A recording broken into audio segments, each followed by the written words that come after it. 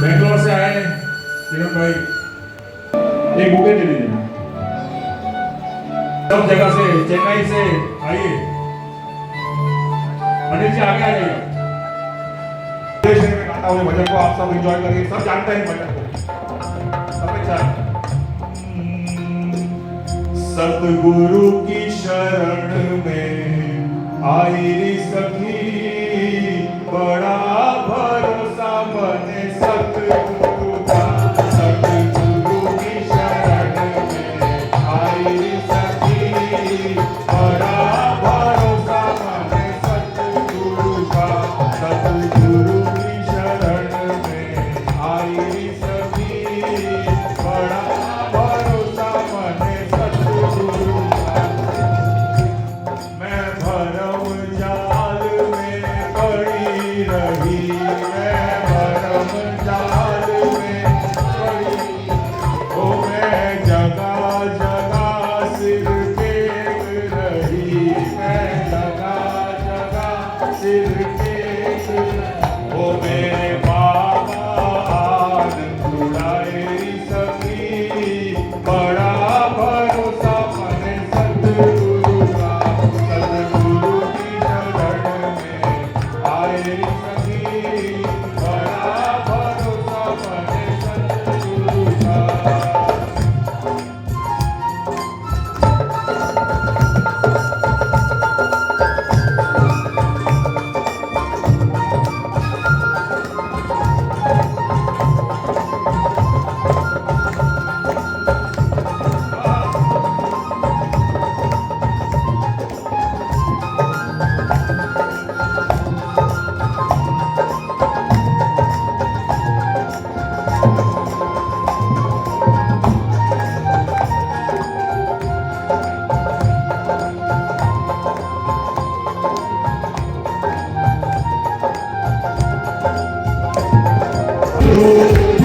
ओ तेरी दुविधा हटाई सखी, बड़ा भरोसा बने सतगुरु का। सतगुरु की शरण में आई सखी, बड़ा भरोसा बने सतगुरु का।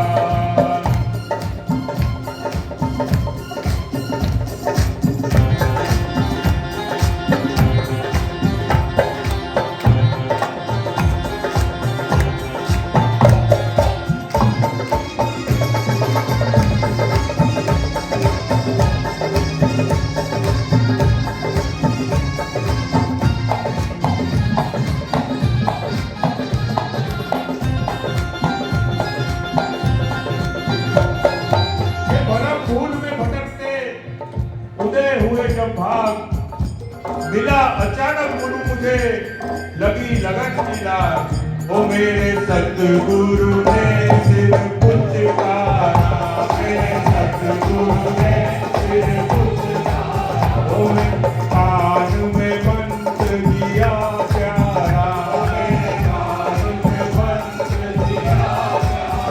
ओ मेरे सतगुरु ने सिर पुचकारा, ओ मेरे कान में मंत्र दिया प्यारा। ओ मेरी नाम से लगन लगाई सखी, बड़ा भरोसा बने सतगुरु का। ओ मेरी नाम से लगन लगाई सखी, बड़ा भरोसा बने सतगुरु का। सतगुरु की शरण में आई सखी, बड़ा भरोसा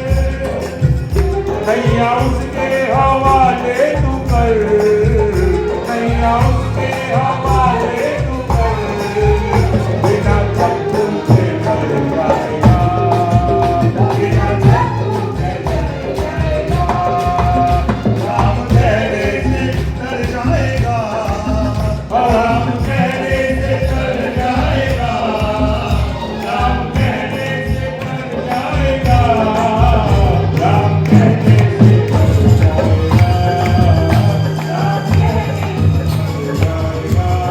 देखिए गुरुजी ने अपने 40 साल से आपको सिखा रहे हैं और आज ये सिद्ध हो गया, आपका गुरुजी का सिद्ध है। आज इसका आनंद लिया गया, ये संभव है क्या? ये कैसे हुआ आज का आनंद? हो नैया उसके हवाले तू कर, हो नैया उसके हवाले तू कर, हो नैया उसके हवाले तू कर, नैया उसके हवाले तू कर, हो बिना चक्कू के कर जाएगा, बिना चक्कू के कर जाएगा, राम कहने से कर जाएगा, राम कहने से कर जाएगा।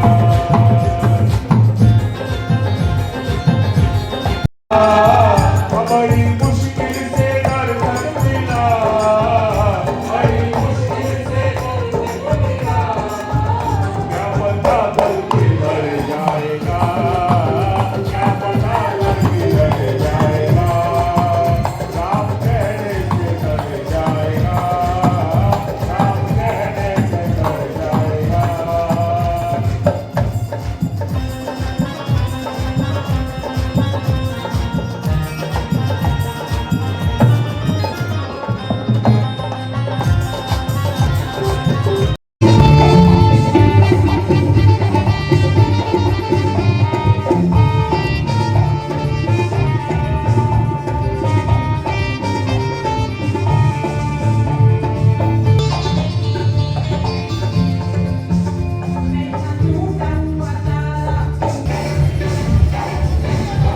तेरी नजर जो मुझ पे मेहरबान हो गई, मुश्किल में आया मैं कैसे भूल जाऊं, तुझको है मेरे बाबा, मैं कैसे भूल जाऊं, तुझको है मेरे बाबा, तेरे नाम से दुनिया में पहचान हो गई, मुझे सुबह मैं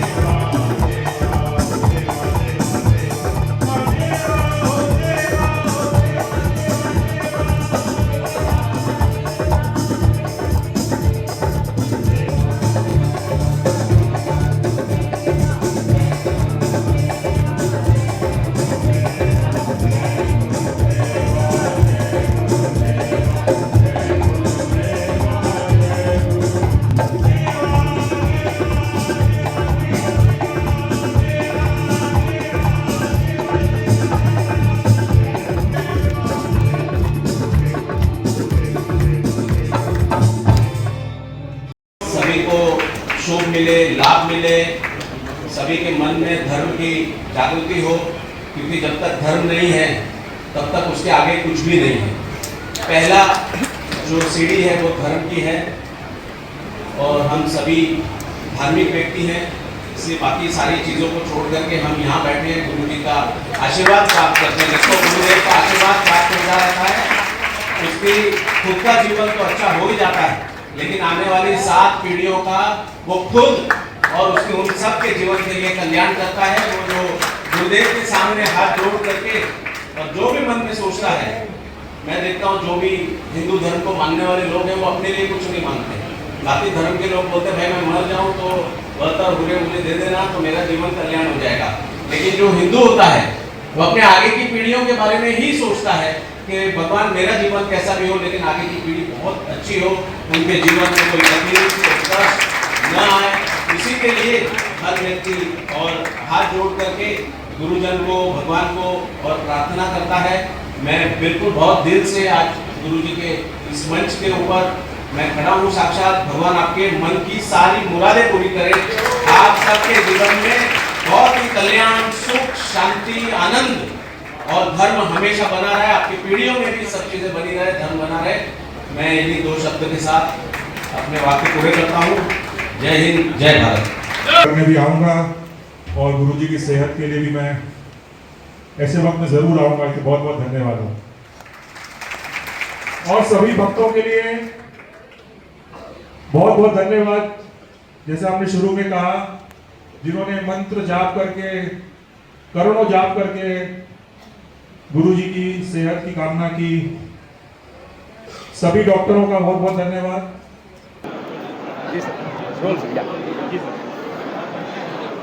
तो हम लोग इस वक्त मलाड में हैं और यहाँ पर जो स्थान है उसका नाम है अमोघ धाम, जो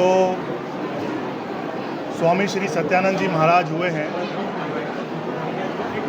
उनका एक पंथ है श्री राम शरणम। राम नाम की दीक्षा से और राम नाम का सत्संग यहाँ पर होता है। और बम्बई में मेरे दादाजी आए थे, स्वामी श्री ईश्वरदास जी महाराज, और करीबन आज से 70 साल पहले यहाँ पर शुरू हुआ था, बड़े छोटे से रूप में एक कमरे में। और उस वक्त 2 या 3 व्यक्ति टोटल सत्संग में आया करते थे। उसके बाद आज ये यात्रा है यहाँ पर 70 साल बाद। उनके ब्रह्मलीन होने के बाद गुरुदेव श्री राजेंद्र जी महाराज ने ये सत्संग की बागडोर संभाली है। इस गुरु पूर्णिमा पे उनका स्वास्थ्य अच्छा न होने के कारण वो यहाँ पर सत्संग पर through the live telecast screen पर थे, जैसा आपने देखा होगा। यहाँ आ नहीं पाए। हमें उम्मीद थी कि वो आएंगे, लेकिन क्योंकि स्वास्थ्य बहुत ज़्यादा ख़राब था, 1.5 महीना हॉस्पिटल में रहे, इसीलिए वो यहाँ पर आज उपस्थित ना हो पाए। तो सत्संग यहाँ पर गत 70 वर्षों से बम्बई में चल रहा है। अमोघ धाम को करीबन बने हुए 23 साल या 22 साल, इस तरह से 22-23 साल के बीच में हो गए हैं। और हज़ारों लाखों भक्त यहाँ पर हमारे सत्संग से जुड़े हुए हैं। राम नाम, राम प्रेमियों का, गुरु प्रेमियों का ये सत्संग है। एक अमृतवाणी की पुस्तिका जो हमारे महाराज जी ने रची है। तो आज हमारे लिए इम्पोर्टेंस इस बात की है कि जिसे कहते हैं इंग्लिश में एनलाइटमेंट, और महाराज जी के टर्म्स में उसे हमने कहा है साक्षात्कार दिवस। उनकी अपनी वाणी है सन 1925 में, सन 1925 की व्यास पूर्णिमा पर, जो कि उस दिन की तारीख थी 7 जुलाई 1925। उसमें प्रातः में जब वो ध्यान लगा के बैठे थे डलहौजी के आसपास, तो उनको उस वक्त एक नाद सुनाई पड़ा जिसमें कि गूंजा उन्हें राम मंत्र। और उससे पहले उन्होंने कई तरह के प्रयोग किए धर्म के विषय में, कई तरह की फ़िलॉसफीज़ से जुड़े, कई तरह के धर्म उन्होंने पढ़े, उन्हें जानने की कोशिश की, कई आश्रमों में रहे। उसके बाद उनका, जिसे कहते हैं कि ये मोमेंट ऑफ क्लैरिटी और एक परमात्मा का साक्षात्कार हुआ। और उस दिन का दिन है और आज ये समय है, तब से वो राम पंथ शुरू हो गया।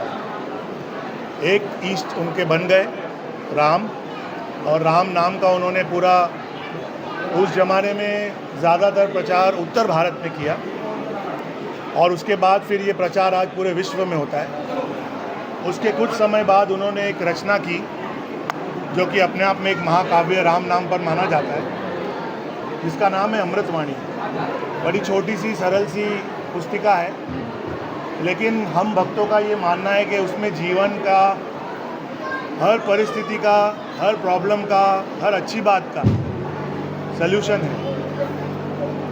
वो ऐसी चीज़ है जो पैदा होने पर भी हम गाते हैं और किसी के गुजर जाने पर भी गाते हैं।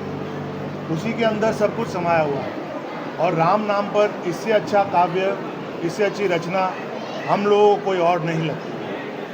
तो उसी की मान्यता है। यहाँ पर हर संडे गुरुदेव के सानिध्य में सत्संग लगता है।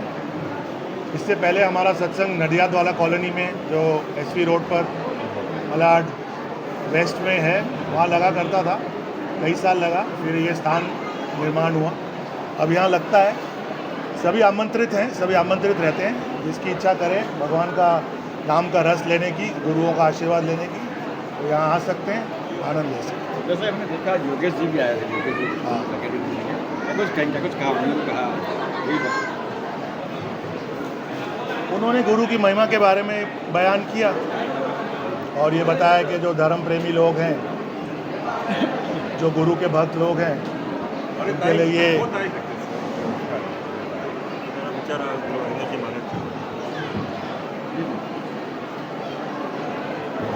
उस विषय में उन्होंने बताया। क्या कहें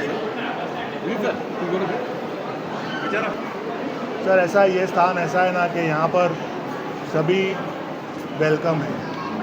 छोटे से छोटा आदमी, बड़े से बड़ा सुपरस्टार, सेलिब्रिटी और नॉन एंटिटी भी, गरीब से गरीब आदमी भी यहाँ वेलकम है। भगवान का दरबार है, इसमें ऐसा ही होना चाहिए मेरे हिसाब से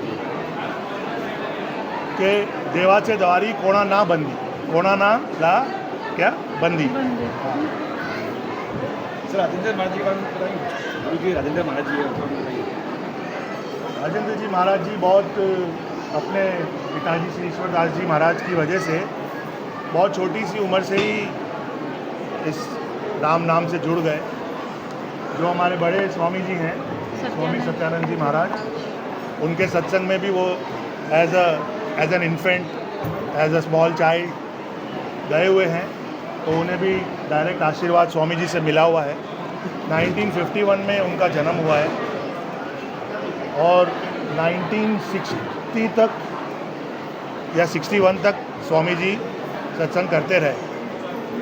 तो उस दौरान उन्होंने स्वामी जी के अंडर भी सत्संग अटेंड किया एज अ चाइल्ड। उसके बाद जब ईश्वरदास जी ने सत्संग संभाला यहाँ बम्बई में, तो उन्होंने उनका पूरा साथ दिया। उच्च कोटि के शिक्षित व्यक्ति हैं। इंजीनियरिंग की हाईएस्ट डिग्री उन्होंने बम्बई के बहुत नामचीन कॉलेज VJTI से करी थी। अपने ज़माने के बहुत बड़े इंडस्ट्रियलिस्ट भी रहे। उसके बाद उनके पिताजी के ब्रह्मलीन होने के बाद उन्होंने फिर ये सत्संग संभाला। उस ज़माने में भी ये सत्संग बहुत मीडियम लेवल पे होता था। फिर उन्होंने अपने विज़न से, अपनी मेहनत से, अपनी भक्ति से, अपनी ऑरा से इसको और बहुत विशाल रूप दिया और बहुत लोगों का कल्याण हुआ है इस सत्संग से जुड़ने से। और ये सारी जो श्रृंखला है गुरुओं की, ये वाली जो गुरु परंपरा है, ये हमारा एक बड़ा सच्चा दरबार माना जाता है। बहुत जागृत संत माने जाते हैं यहाँ। तो उसकी बड़ी गरिमा है, जो मैं सोचता हूँ कि सुनने वालों को भी, सुनाने वालों को भी हमेशा बनाए रखनी चाहिए। सर मेरा आखिरी सवाल रहेगा युवा वर्ग के लिए, वो काफ़ी पीछे है इस मामले में। जब भी कोई सत्संग है या कोई गुरु जी का गाना है तो मना कर, उन्हें क्या कुछ कहेंगे, कैसे वो दरबार तक आए? देखिए, ये सामाजिक परिवर्तन है। धीरे धीरे ओवर द इयर्स ये बदलाव आया है देश में। ये केवल सत्संग को लेके नहीं आया है, और भी बहुत सारी चीज़ों में, सांस्कृतिक चीज़ों में आया है। तो देखिए, ज़माने के हिसाब से थोड़ा अगर हम सोचेंगे तो हर परिवार अपने बच्चे को आगे बढ़ाना चाहता है। आगे तो बढ़ाना चाहता ही है, और बहुत ज़्यादा एजुकेशन अब थोड़ा वेस्टर्न पैटर्न पे हम चल रहे हैं, और इंडिया की इकोनॉमी की ग्रोथ भी बहुत अच्छी हो रही है। कई देशों में हम अब अग्रसर हो गए हैं, मेरे ख्याल से अब तीसरी या चौथी पोजीशन तक इकॉनमी तो आ गई है। तो वो भी कमाल युवाओं ही किया है, और कोई ज़माने में जो आज वृद्ध हो गए हैं उन्होंने किया, जब वो युवा थे वो करते आए। ये कंटिन्यूस प्रोसेस है। मेरा अपना खुद का ये एक्सपीरियंस है कि हम लोग भी अच्छे पढ़े लिखे मॉडर्न स्कूलों में इंग्लिश मीडियम में पढ़े हुए हैं। एक पॉइंट ऑफ टाइम में लाइफ पे जब हम आते हैं तो हम लोगों को ये सब बातों से थोड़ा रिपल्शन होता है, क्योंकि हमें दूसरी चीज़ें ज़्यादा दिखती हैं और वो एक नेचुरल कोर्स ऑफ एक्शन है। उसमें कोई ज़्यादा अतिशयोक्ति कर देते हैं, ये ज़्यादा बोल जाते हैं, और कोई समझदार व्यक्ति हैं जो उनका मन लगे ना लगे ज़बान से ज़्यादा उसका विरोध नहीं करते, बस उनकी प्रेजेंस कभी कभी होती है या फिर नहीं होती है, एब्सेंट हो जाती है। अब उसके अंदर ऐसा है कि आप चाहो तो मैं काफ़ी लंबा बोल सकता हूँ, क्योंकि ये विषय मैंने खुद एक्सपीरियंस किया है, मैं भी उस पीरियड से निकला हूँ। तो एक पीरियड ऑफ बोर्डम होता है शुरू में, जब बात के ज्ञान से नहीं आप जुड़े हुए हो या उसके तथ्य से आपको इतना लेना देना नहीं है, आपको सिर्फ ये देखना है कि आपको कितनी मस्ती आ रही है, कितना मज़ा आ रहा है, दूसरे ऑप्शंस क्या हैं, जिसको बोलते हैं पीयर प्रेशर भी होता है कि सब लोग तो सत्संग में नहीं जाते हैं, तो जो बेचारा एक जाता है उसको लोग बोलते हैं यार तू ये क्या करता है, क्यों जाता है। तो उसमें युवा से ज़्यादा उसके परिवार का रोल होता है, माँ बाप का रोल होता है, दादा दादी का रोल होता है, बड़े भाई बहन का रोल होता है कि उस बच्चे को थोड़ा थोड़ा एकदम एक साथ सारी डोज आप नहीं दे सकते, थोड़ा थोड़ा इससे टच में रखें। कभी महीने में एक बार ले आए, कभी कोई उसके सामने कोई धर्म की बात कर ली, कोई अच्छी बात सुन के आए सत्संग में तो उसको भी सुना दी, शेयर कर ली। ऐसे धीरे धीरे स्लोली आप उसको टच में रखिए, इंट्रोड्यूस रखिए सत्संगों से। फिर धीरे धीरे अपने आप थोड़ी रुचि जनरेट होती है। जब आदमी थोड़ा और बड़ा होता है, जवानी के मज़े लेता है, जिसे कहते हैं हम विषय विकार, तो वो भी ज़रूरी है, क्योंकि उसमें से गुजरेगा तो अंधेरे में से गुजरेगा तो उजाले का मतलब समझ में आएगा उसको। अगर उसने जीवन से शुरू से लेकर अंत तक उसे केवल उजाला देखा है तो उसकी उतनी इम्पोर्टेंस शायद उसके लिए ना हो जितनी कि अगर एक डार्क पैच उसने लाइफ में देखा है उसके बाद उसको अगर। तो मैंने ऐसे बहुत देखे हैं लोग जो कोई ना कोई तरह से फिर चोट खा के या अपनी खुद की रुचि से या फिर बहुत देख लिया दुनिया के रंग, बहुत कमा भी लिया, तब मुड़ के आ जाते हैं। कभी कोई अचानक ऐसा क्षण बन जाता है उनके जीवन में कि उनको कोई चीज़ अच्छी लगती है, कहीं और गए होते हैं, किसी और मंदिर में, किसी और गुरु के पास, छोटी सी बात समझ में आ जाती है, वहाँ से वो शुरू हो जाते हैं। ऐसे बहुत युवा यहाँ पर हैं जो अब युवा नहीं है, 50 के हैं, 45 के हैं, जो बीच में गायब हो गए।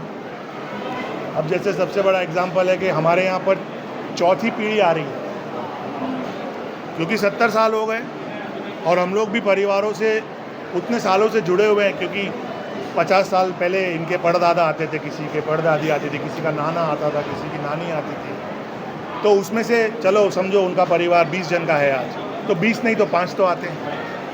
वो 5 तो वो वाले ना जो जुड़ गए, जिनको रुचि आ गई। पर वो हुआ किस वजह से?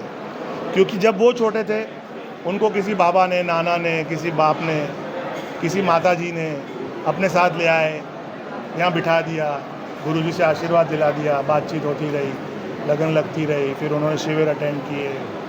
तो टोटली रूल्ड आउट मैटर नहीं है कि युवा ने टोटली डिस्कार्ड कर दिया है, बल्कि अभी तो धर्म के प्रति लोगों की रुचि है।